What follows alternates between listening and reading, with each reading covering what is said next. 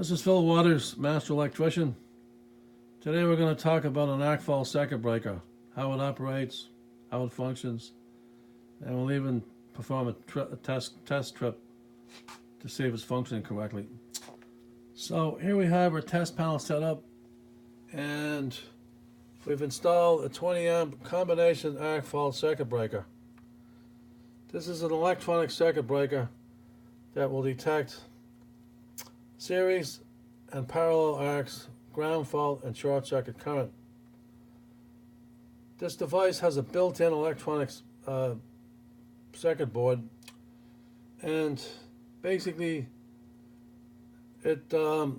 keeping things simple, it takes a look at the arc signatures, the various type of arc signatures, and it's constantly monitoring the current values produced by those arc signatures. It can differentiate between high current arcs and low current arcs.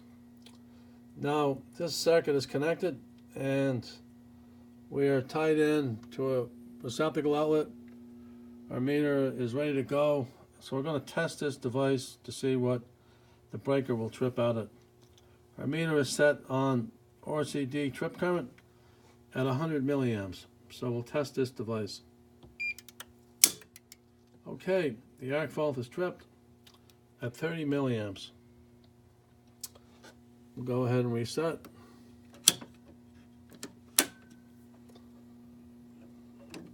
Okay, we've cleared the fault, power's back on. Now, the other type of arcs that I'd like to talk about are operational arcs. If you turn on a light switch, generally you'll see a little arc across the contacts. Those kinds of arcs don't generally produce arc signatures that will cause the breaker to trip, because they have to be unbalanced arcs, unbalanced current or leakage. It has to see leakage current produced by these unbalances. Intentional arcs would be the ones that are caused by somebody loosening a wire on a terminal. Again, the same thing applies. Intentional arcs won't generally cause these things to trip because the circuit breaker is not seeing a current imbalance. It has to see a current imbalance.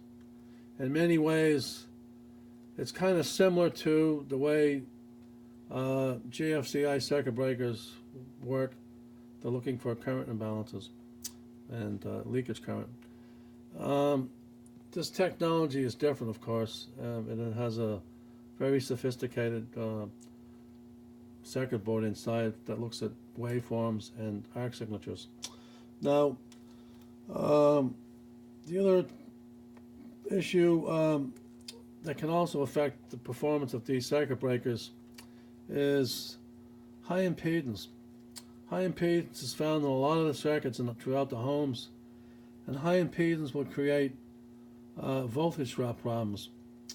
Now, as you all know, electronics are very sensitive to voltage drop problems. High impedance is generally not tested for throughout homes, but this can be another area that needs to be looked at.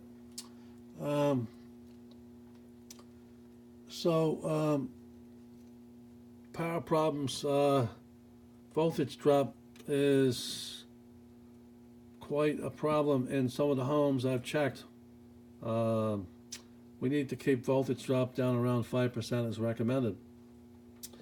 The last thing I'd like to hit on is in the code book they talk about the arc fault circuit device outlets that are 50 feet from the panel.